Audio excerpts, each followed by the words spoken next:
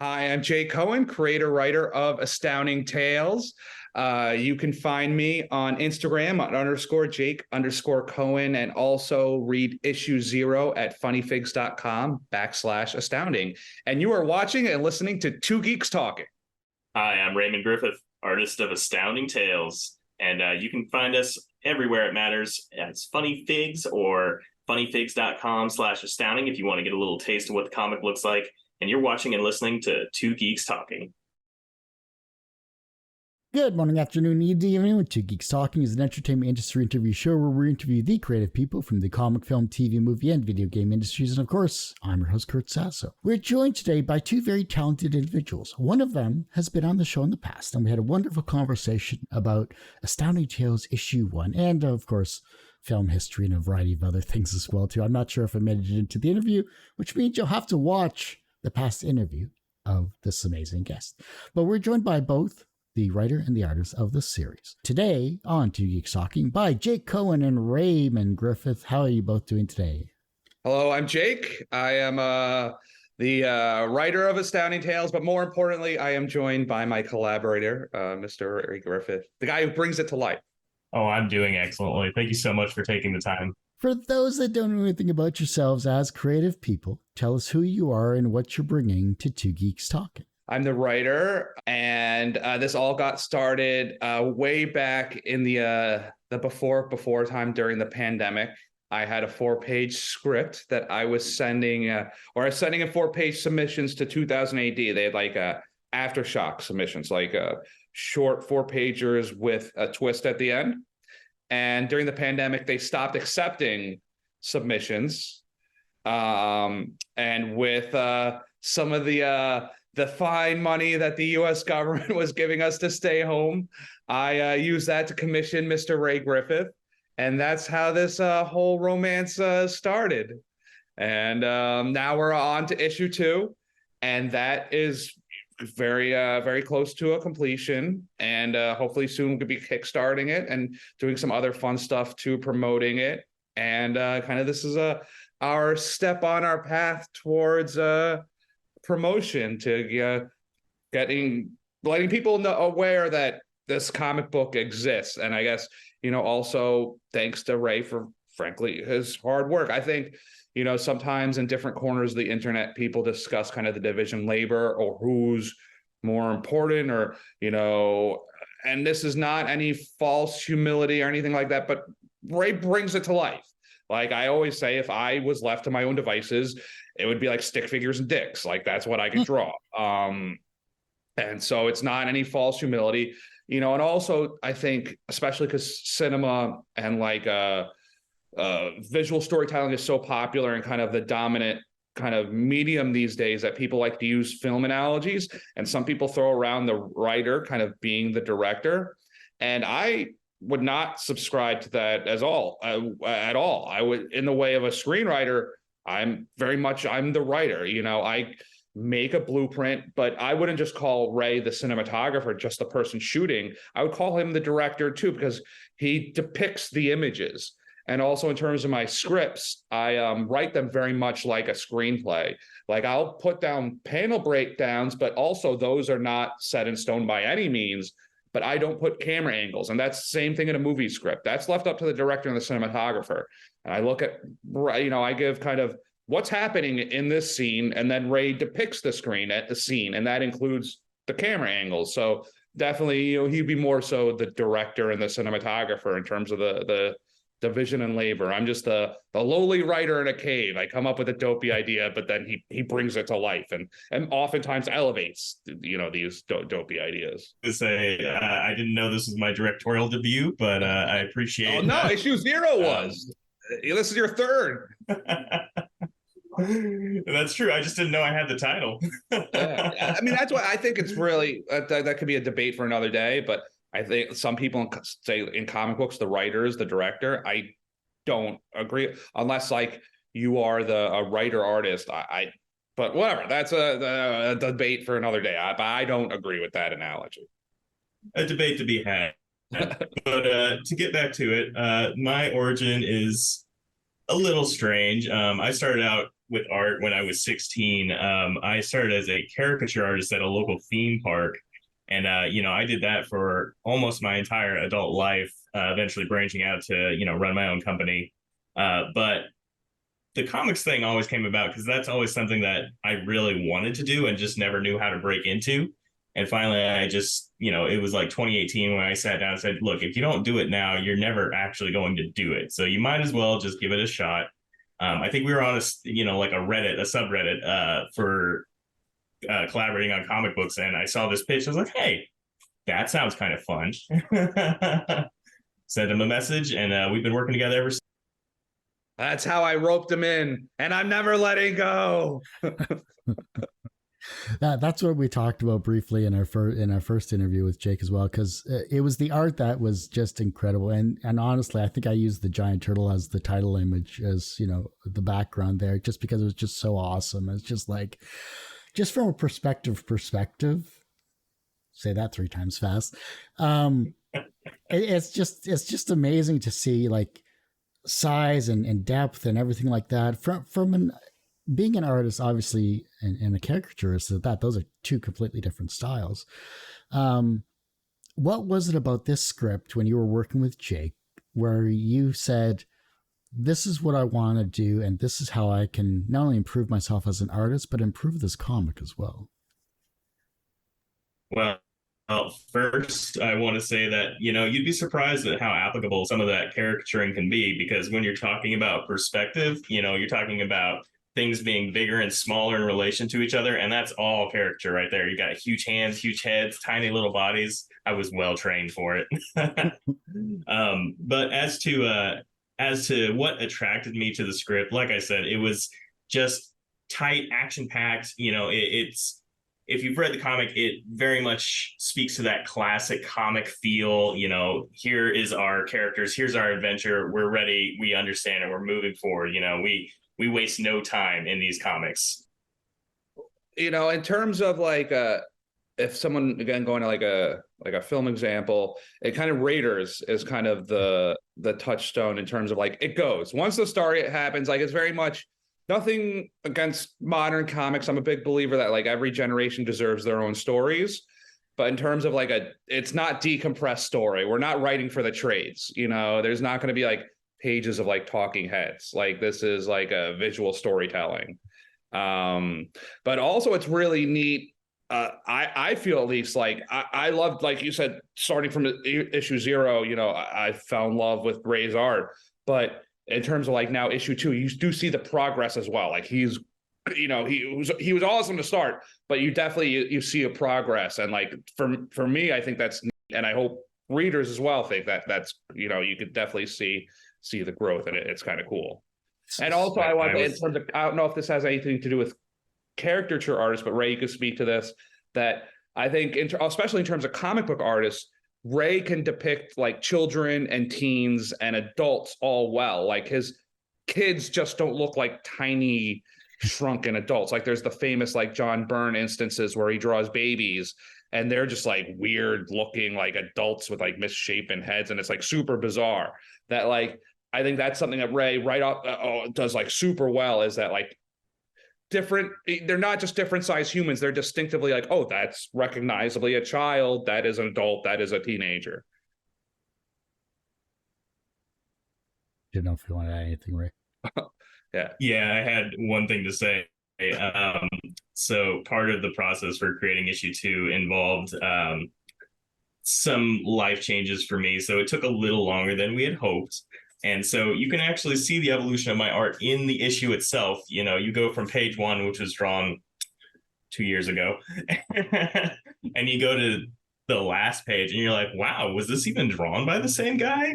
I mean, there's consistency, but at the same time, you're like, this is definitely a step up. I think in the designs though of the we a lot of times not in issue 0 so much, but in 1 and 2 we kind of have like a cold open. And the design work of like the character design in issue 2, I think is really awesome. I think we introduced some really neat characters. But in general, like his characters, like you said, the turtle. I mean, obviously I want to give him something to work with. I don't want to be like completely vague, but on the other hand, that like hey man, like give him the ball and to run with it. And I think you see that in terms of the art, that like he's enjoying what he's putting down. And definitely with the character design, like, I do have some ideas in my head, but those are really largely right, especially in terms of like the monsters and stuff like that. And I know he digs like drawing that kind of stuff. So I try to kind of put in stuff that he enjoys drawing. I do apologize once again that there's some automobiles in there, but they're not highly referenced automobiles. I promise you could, but so I apologize for that, but I try to put in, and I think for any aspiring writers out there, I know you have that magnum opus in you, but try to, talk to your artist and like, what do you dig? Like, what blows your hair back? And then you get really cool fucking you get really cool like the giant turtle in Zero, when you kind of embrace your artists and kind of give them room to kind of express themselves and tell their story within the story. As an artist, what is the most misunderstood aspect about the superhero genre in art that people who don't follow it misunderstand? That's a good one. That is a really good question. What is the most misunderstood? I'm gonna have to think about that. Yeah. I'm glad he asked you that maybe one. He's background really art, brain busters. That's, I guess, just the amount of time would be my immediate reaction to that. Like, nobody understands how much work these are unless they've actually tried to do it. I'm reminded of the time I listened to a nerdy podcast called Planet Money, where they tried to make a comic book one time. They thought they were going to get it done in 3 months, and then a year later it finally came out and they're like, oh, this is really long and time consuming. I see now. So then how do you speed up your process in terms of as an artist as well too? Because the reason why is I'm asking is I'm always curious from the technical standpoint, because you don't start off great. Obviously there's trial and error, but how have you improved yourself? Because you said life changes happened in this current issue that made you get better. Well, the life changes didn't make me get better, but it did make the issue take longer. I think what made me get better was the fact that I had to take more time on each page due to those changes. Basically, I had to get a real job is what happened. I no longer am doing caricature. I do something very exciting called aircraft title research, oh, wow, which is just thrilling. But, because I was spending, instead of a couple days on a page, I was spending like a week or two looking at it. I would start to stop and pause and really think about what I was doing rather than just trying to get something on a page, taking more time with the backgrounds, using perspective lines, trying to create a real setting. That was what made the difference for me. Are you still a traditional artist, or have you gone full-time into digital? Do you still dabble in either? Completely digital. I don't even touch ink anymore. I just use Procreate. As soon as I got that tablet, everything changed. Was it a large learning curve though? Oh, not really. And that's what I like about it so much, because, I'd messed with tablets before, but primarily I was a traditional artist completely before then. All the characters I did were marker on paper, a little airbrushing. But I think that also helped get me ready for it, because it helped me make confident lines and helped me, know how to visualize what I'm putting on the page before I put it on there. Being able to visualize what you are trying to put on the page is what helps you create that image. If you can, have confident lines by practicing with something like a marker where you can't erase, you're going to start thinking ahead, going, okay, what do I actually want to do here? What does this need to look like? And when you can visualize that, it's much easier to put it on the paper, or, the digital paper as it is. As an artist, though, everyone usually asks, what's the wisest piece of advice and what's the most BS piece of advice? But what is the second wisest piece of advice that you've received that has stuck with you in your career? I think if I had to categorize them, I don't know if it's right up there at the second or the third, but probably one of the better pieces of advice I ever got was, if it doesn't look right, add more contrast. And that can mean a lot of things. It can be contrast in line weight. It can be contrast in colors. It can be contrast in, sizes of objects in the screen. But anytime there's something that isn't clicking with the picture, with the image you're trying to create, add more contrast, and it works. That's good. That's actually a good point. I like that. Because usually when you have a vision of something that goes on the page there, you're kind of, you don't always give yourself flexibility to change, usually. What was an early experience where you learned that language had power? Wow. Gee, that's another good one. I mean, I think communication in general, that I've always been, since I was a kid, like enamored with visual storytelling. So I think sometimes, let's say like you have a splash page with like no words at all, like that they'll say the image communicates everything. And it's a situation where it's a writer collaborating with an artist. So they're like, where's the words? Where's the writing? And be like, oh, that picture's the writing. You know what I mean? That as human beings, we communicate in like a lot of different ways, and this is a visual medium, and a lot of the writing is me communicating to Ray that like frankly, that like sometimes like with the captions and even the dialogue to some extent, that like I feel kind of, I don't know if guilty is the right word, and like I need to put words in here because I feel bad, like I need to do my part of the job. But a lot of the writing is me, like this, especially because a comic book script, it's just in this situation is me talking to Ray. But at the most, it's like a colorist, a penciler, an inker, so like maybe an editor, maybe 5-6 people, as opposed to a film script has, or a play, like any type of script like that has to be a very specific format, because it's going to be sent to production designers, producers, all kinds of people, and they all need to kind of see the same thing in their head. Yeah. But me and Ray are having a conversation, so the writing is not necessarily always the dialogue. It's me talking to Ray, and that the images are kind of as powerful, and that's kind of the dominant. Or you know what? I was gonna say that's the present day dominant medium, but I mean like cave drawings is a thing. So I guess that the text and the image have always been kind of. I guess that's what separates us from the animal kingdom. That and underpants. Elephants can paint, man. I don't know about that. I was going to say I have a pretty good example, actually. Something that immediately springs to mind when you're talking about communicating like with image and writing. Think back to 2008 and the Barack Obama Hope poster. I'm still of the opinion that played not insignificant role in getting that man elected. It was just such a powerful image, What else then from your own creative perspective then? I think, I'm sorry to interrupt. I'll have to think about that. But I think what's interesting is also in the eyes, whether you're doing prose or collaborating with an artist, you're talking like power. And I don't want to get too Alan Moore-ish in terms of like magic and things like that. But the idea of like, magic, you're using words to like create power and bring things to life.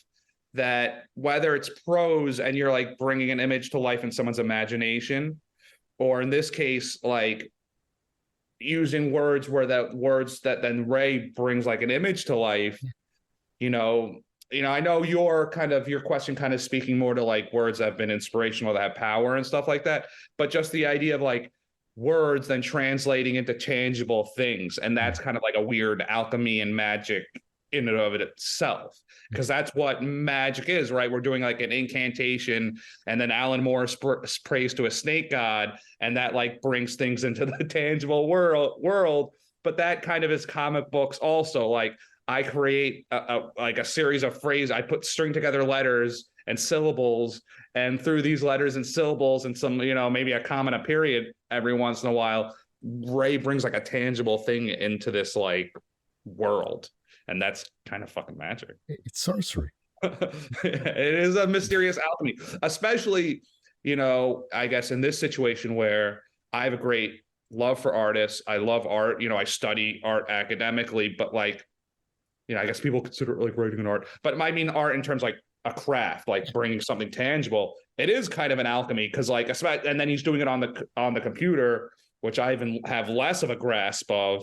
That there is like a certain amount of like, it's almost like, and I mean, maybe people know how their car works, but I don't. That like you bring your car to the mechanic, like I turn my key and like, oh my God, the internal combustion engine. This is like magic. This is alchemy to me.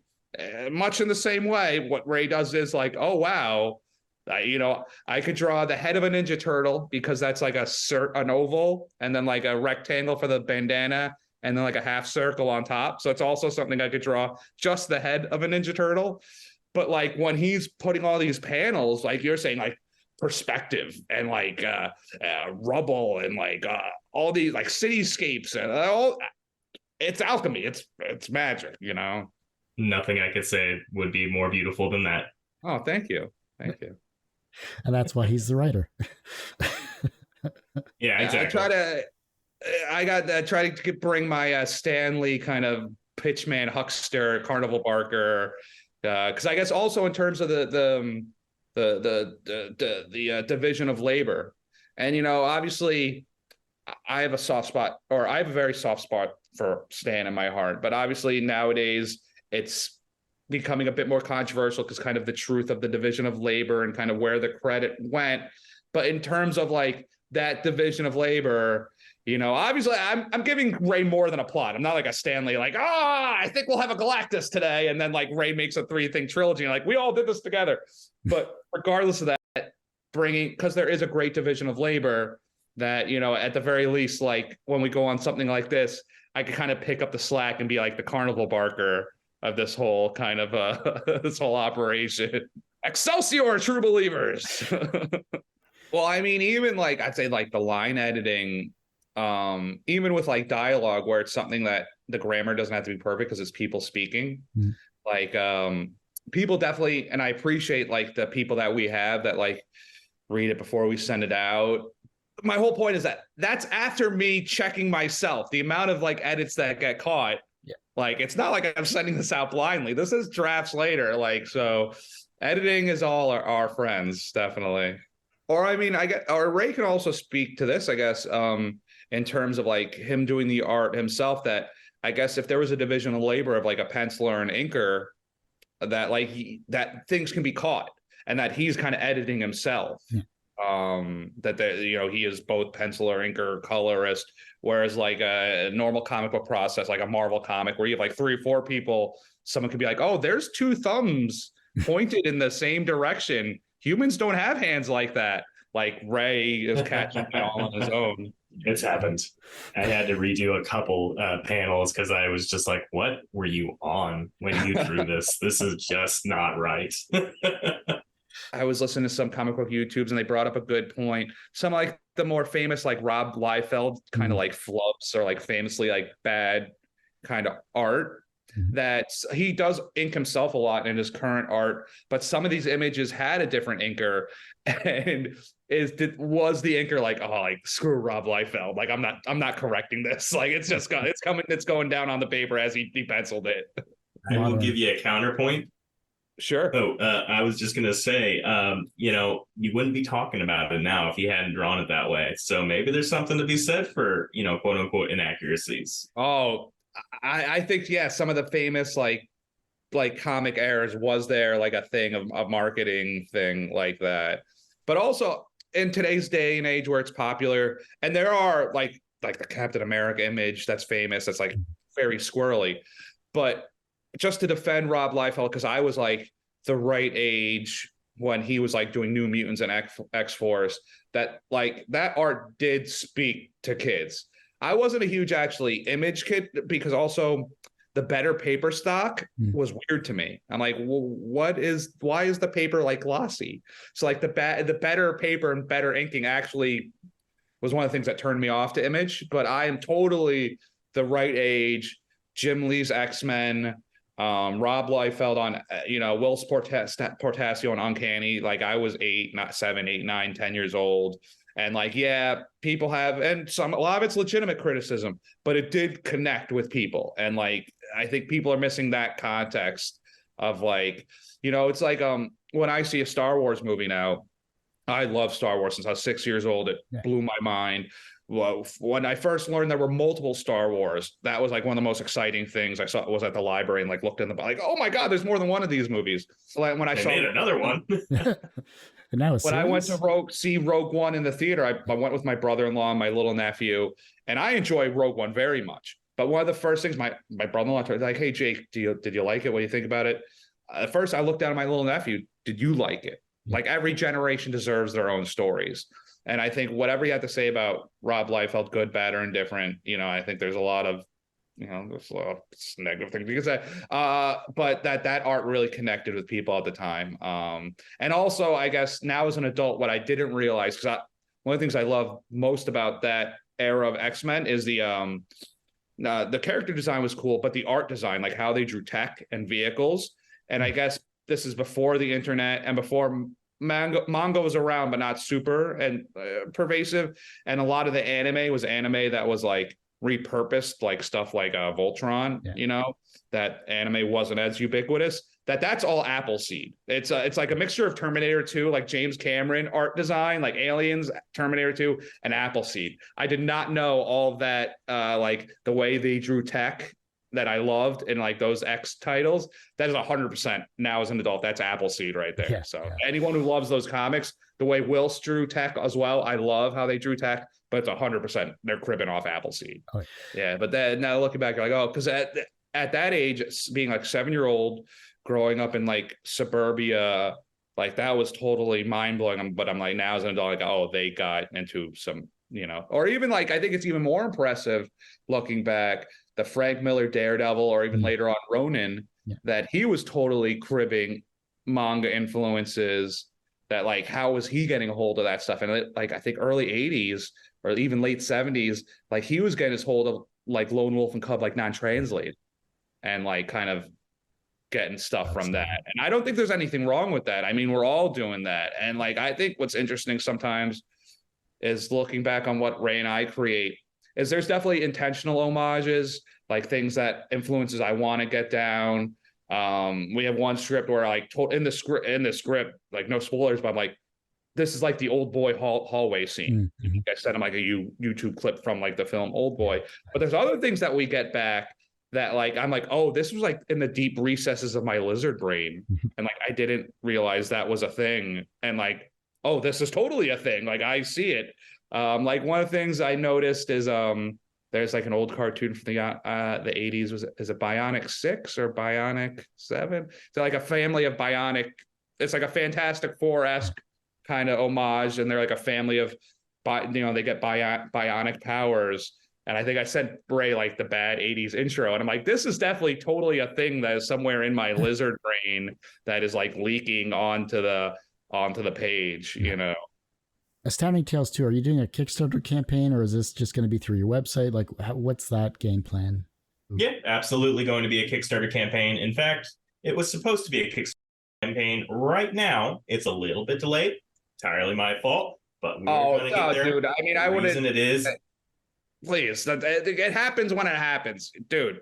You got to keep your human alive. Well, I hate not being able to deliver.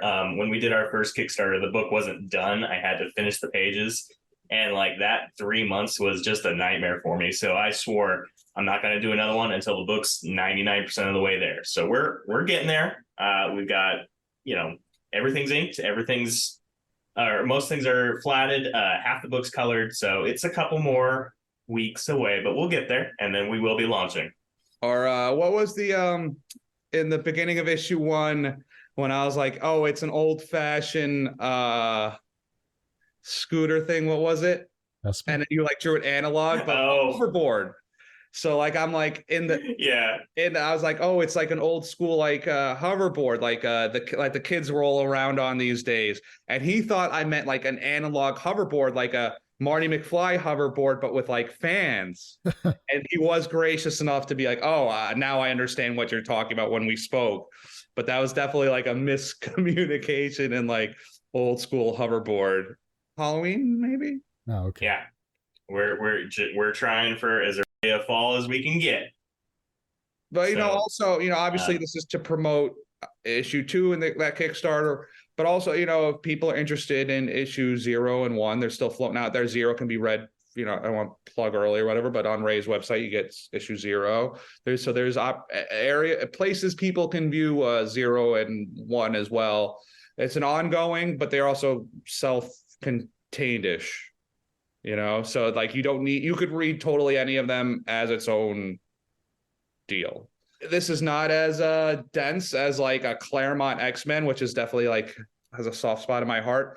But I do think there is something missing in modern comics, or I don't know, missing, but like that you can look things up on the internet that like back in the day where you're like, oh, like this is a copy of like Batman 400, or like better yet, 15 years into Claremont's X-Men run, and you are kind of like scratching your head and putting things together with headcanon and being like, if I only get a few more issues of this, I will understand what's fully happening here.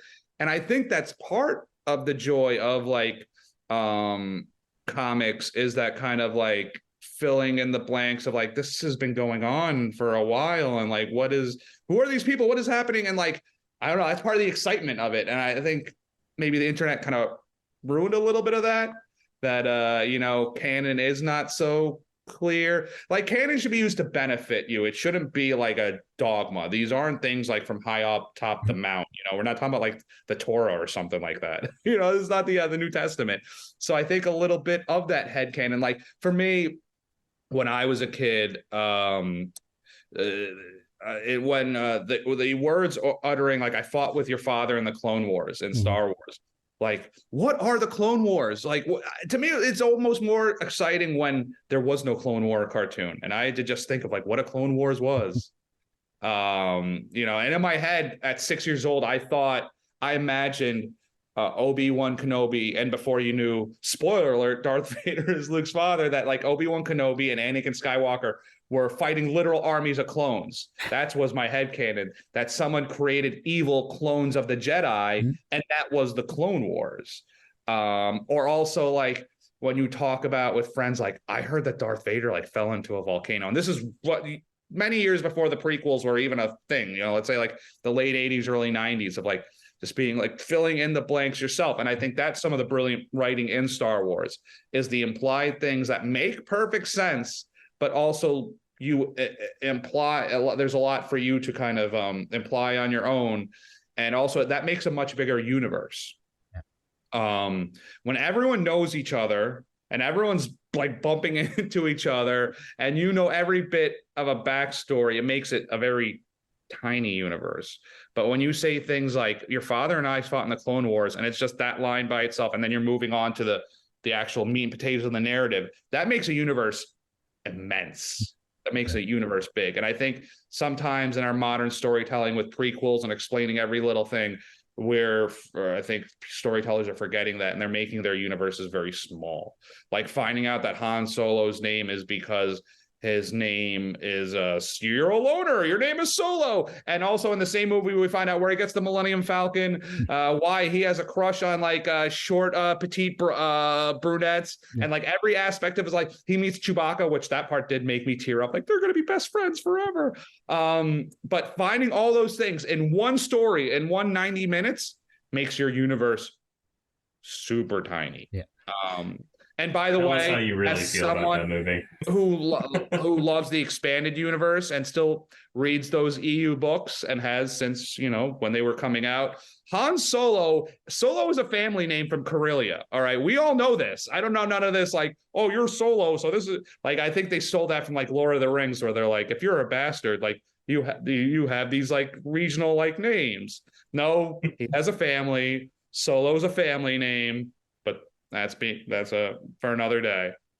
Yeah. We could do an entire episode just on Star Wars alone. We'll have to. I got opinions. I know.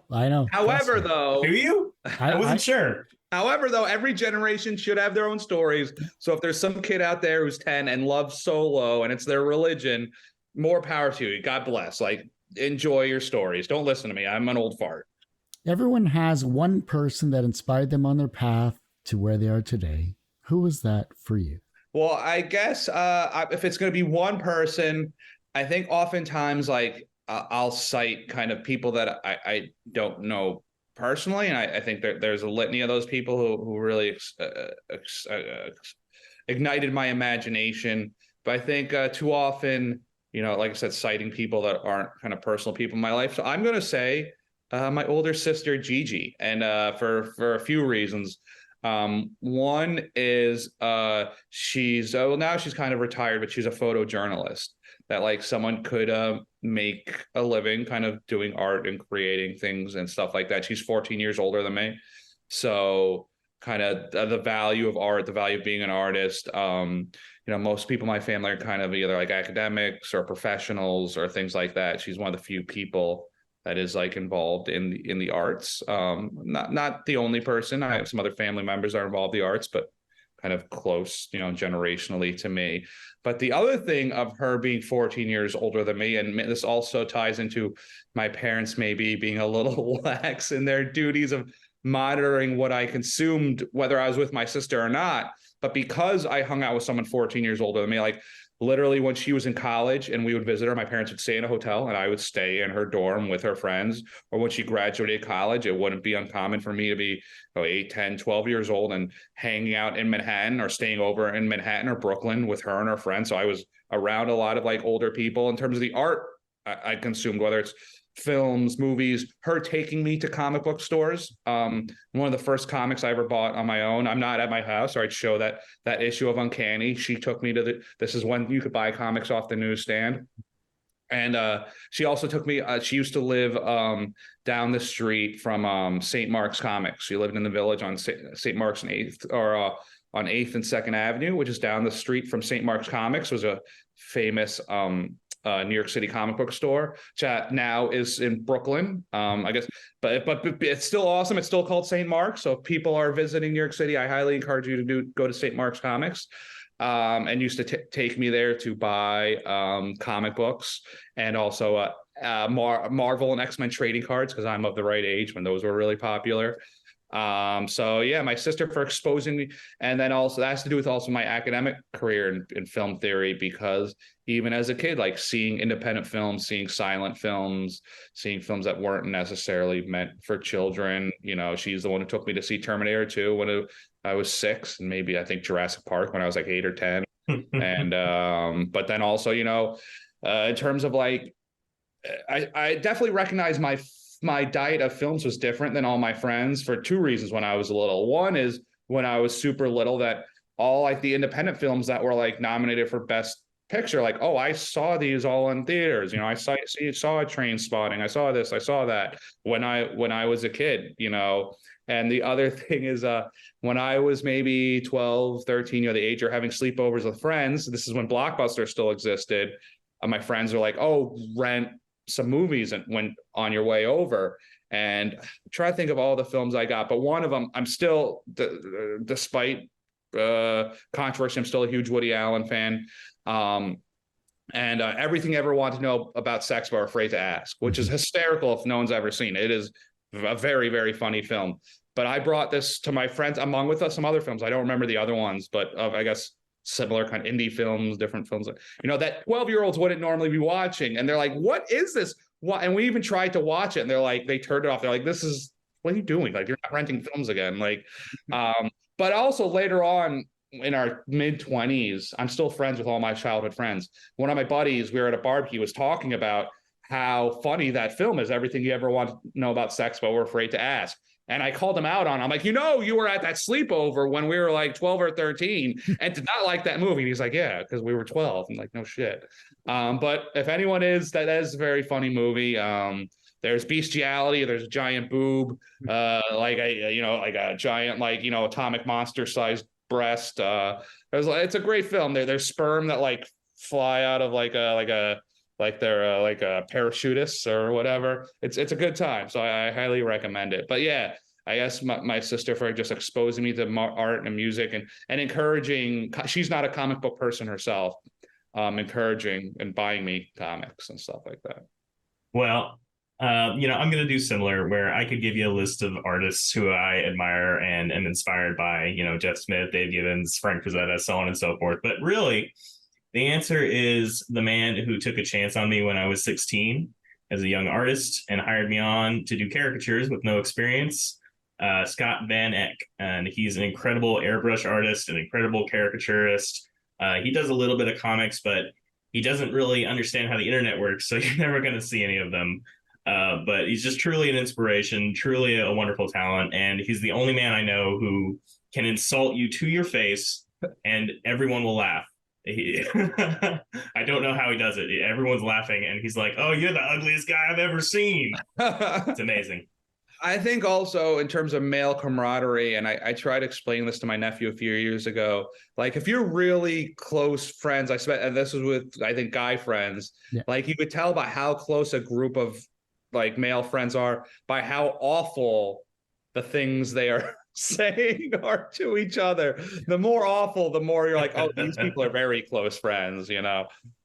No, but he's doing this to strangers. That's the Oh. thing. You have to understand Even the better. people who sit down and are our customers and are paying us money, and he'll sit there and insult them to their faces, and they will love it. From a professional standpoint, you are both very successful as a writer and artist, and you have been doing this for a number of years together. And I can't wait to see issue 2 of Astounding Tales, and I can't wait to see the other issues as well whenever those come out. So professionally, you're successful in that regard. Do you consider yourselves personally successful? Ooh, that is a heck of a question. He I really would fires like the to tough think... ones at you, man. Yeah. Get the fastballs.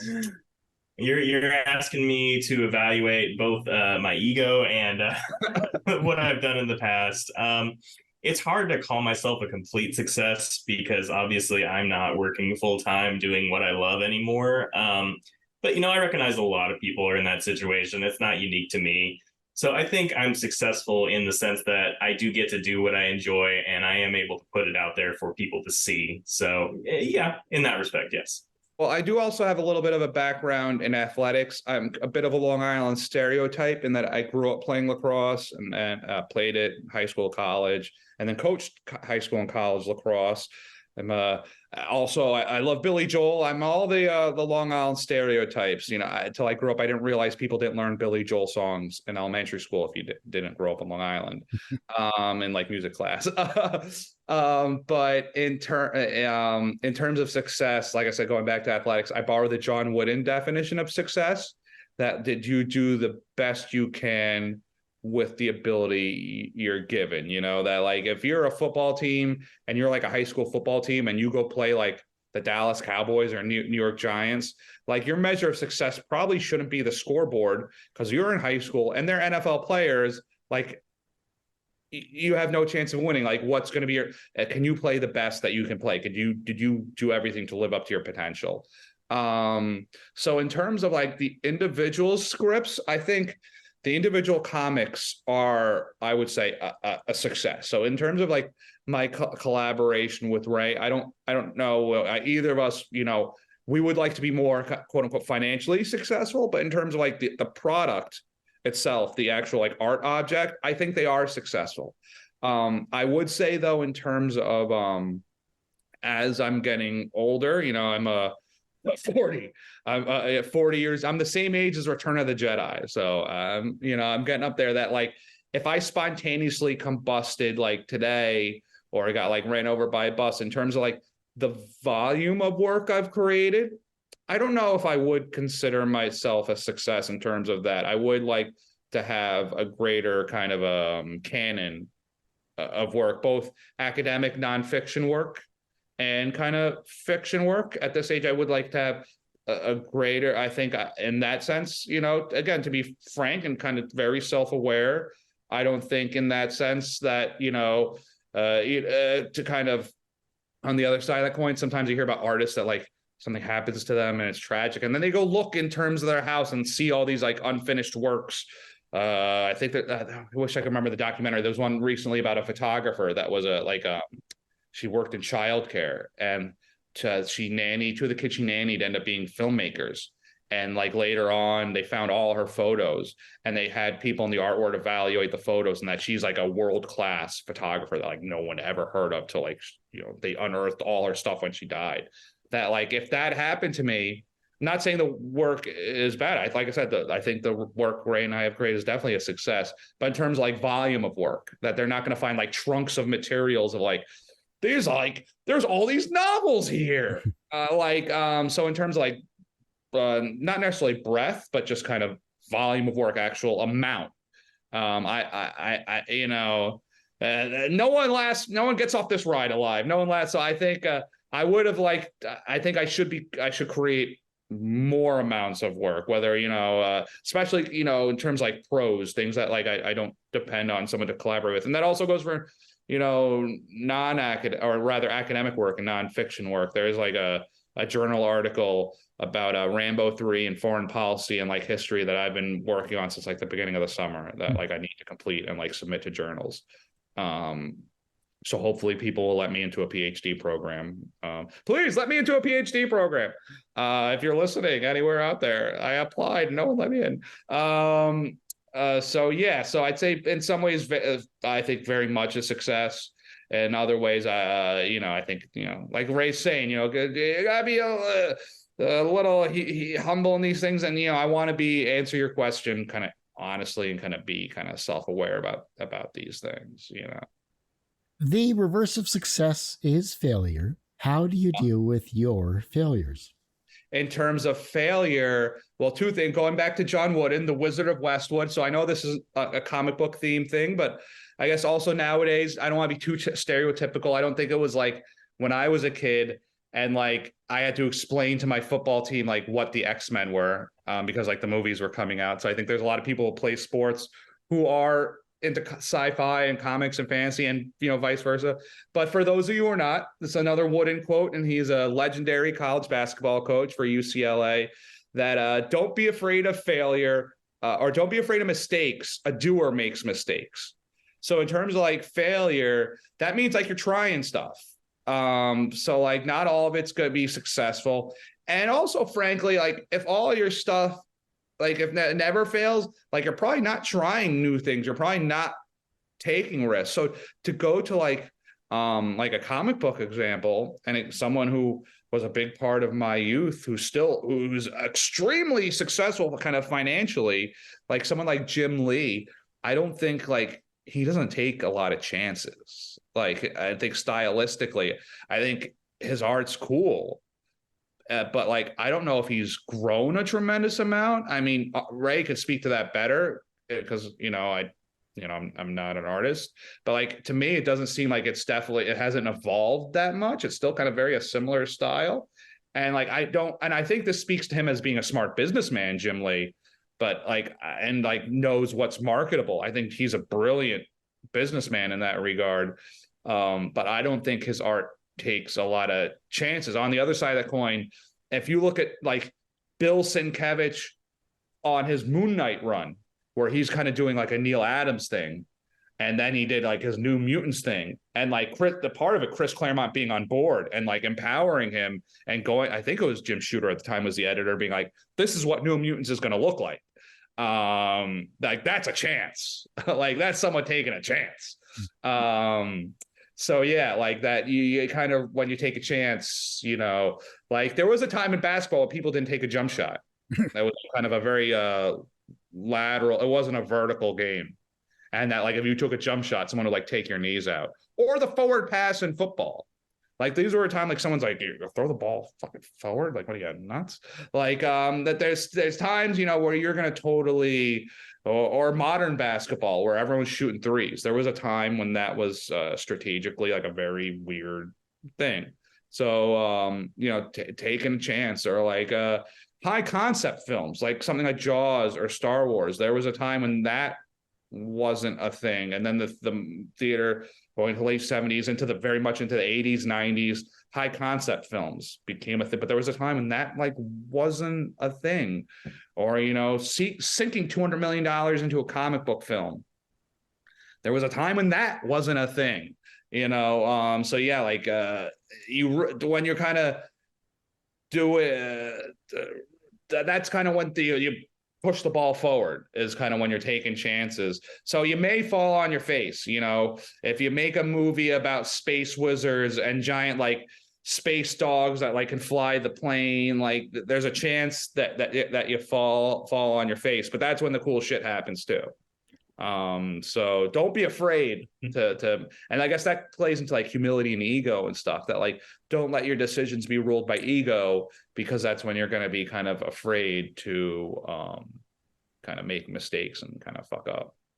Well, I was going to say, first things first, I try to make it a point not to critique anyone's art unless they ask me to. So I've got nothing to say about Jim Lee, but Okay. he hasn't sent me a memo yet. How do you deal with failure other than with crippling amounts of Dr. Pepper and snacks and food? Self-flagellation. Let's yeah, exactly. I find it hard not to move forward even when I do fail, just because this particular thing that I do, I enjoy so much. Enjoy is not even the right word. I feel compelled to do it. So even if something doesn't work out, or if I don't, see the returns on something that I'd hoped I'd see, I'm still going to do it. Even if I was doing this in a black hole with no one who would ever see it, this is still what I would do. So I guess it's just pure momentum at this point. The young generation is looking at your work and they're becoming inspired to be creative in their own way. And the fact that you have the younger generation with you and the fact that you're inspiring them in some way, shape, or form, maybe they're going to become creative in some way, shape, or form in the future.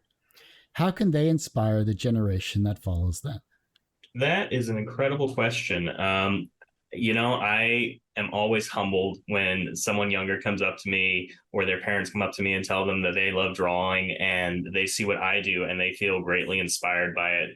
And I would say that the way they can inspire others as they go on is to just do that same thing. Just show people what you're doing, even if you don't feel it's perfect, even if you don't, think that it's something someone will enjoy. There is someone out there who is going to like it. So you should, not be afraid to put it out there. And yeah, you will get some criticism, but you have to be able to shrug it off and move forward and, just don't be afraid. Well, I think also, especially regarding artists, because it really pains me when sometimes I hear this with parents like, oh, you can never support yourself as an artist. You never get a job as an artist.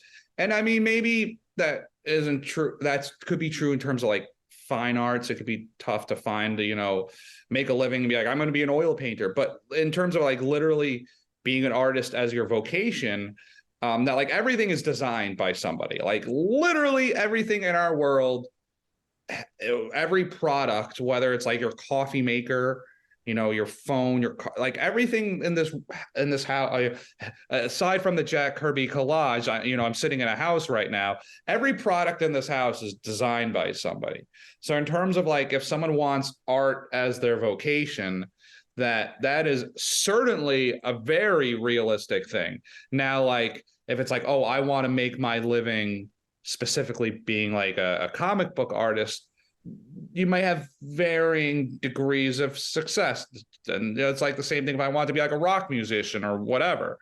But like if you're like literally I want to, especially when someone's talking to children like that, being like, oh, you can never find a job in the arts.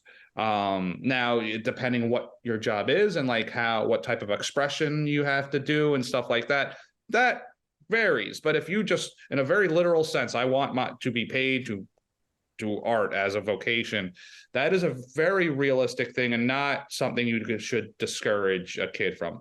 Now, I say that as not having a kid, but I feel really bad when I hear, I've been in several situations where I hear adults telling that to children, and I think it's terrible to kind of dissuade a child from being involved in the arts or, loving the arts in any way. I think it's a shame in our society and our culture that in terms of the cost of education, that we really social engineer people to going into avenues of education that just translate into dollars and cents. That education is a wonderful thing. Intellectual curiosity is a wonderful thing. And the arts are a wonderful thing, and we should never dissuade a kid from having an interest in any of those things. Very inspirational. I love that. Answers from both of you. That works out very well. If your life was a comic book, what would its title be, and what would its soundtrack be? So I think this is interesting because I think about this a lot, like the soundtrack I'm listening to, that music definitely. I'm a very visual thinker, so even music makes me think about images. I guess right now I got a lust for life, like Iggy Pop says. But probably like a Fish or Grateful Dead show would be the soundtrack, because that's why I'm in Saratoga right now, is for Fish added 2 shows last minute for Vermont flood relief. So I'm taking part in a fundraiser, and I got my Grateful Dead shirt on just coincidentally.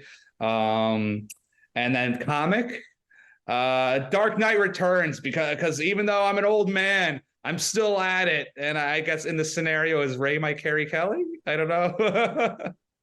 Where she's like, it's not time to die yet, old man. We still got more work to do. So what would the title of your comic be then for your life? So if there was a comic about my life, it wouldn't actually be about me. It would be about my daughter, because she's the star of everything. And it would be called My Child is a Maniac and I Love Her. And the entire soundtrack would be heavy metal. Very good. All right. Well, I do hate to say it, Jake and Ray, but that ends this particular episode of Two Geeks Talking. I want to thank you both so much for coming on the show. Thank you for your time. Please. An absolute pleasure. We really appreciate it. Before I let you both go, where can we find you? How can we support you? Of course, where is Astounding Tales and anything else you both would like to promote? Well, I guess the biggest thing is, if you haven't seen any of our work, check out Ray's website. And then also, so it's funnyfigs.com, and then funnyfigs.com/astounding. You can see issue 0 for free. Astounding Comics is on the social, and I'm _Jake_Cohen on Instagram, and the link tree on there will take you to Ray's stuff, to Astounding Tales stuff. And I think that's kind of the easiest way to find us. Yeah. So like he said, I am Funny Figs on all the things that matter on the internet. I'm a little less on Twitter these days, but Blue Sky, Instagram, Facebook, all of those. Yes, X, sorry. And while there is a preview of the comic available on my website, I will also just say, for the record, you can also go check it out on Global Comics. We have it uploaded there as well, if you want to get a little taste of what we're doing. Good stuff. Well, like I said, that ends this particular episode of Two Geeks Talk. You can, of course, find this interview and 1,000+ others on our website, tgtmedia.com, or twogeekstalking.com. That's TWO, not the number 2. Different website you don't want to go to. But because that website's going through a revamp for the past 10 years or so, you can find it on our YouTube channel, which is youtube.com/TGT Media. The podcast is back after 12 or so years. You can find that at twogeekstalking.podbean.com, or just search for Two Geeks Talking wherever you get your podcasts. And as I say every week, everyone has a story to tell. It's up to me to help bring that out. Thanks for listening and watching on Two Geeks Talking.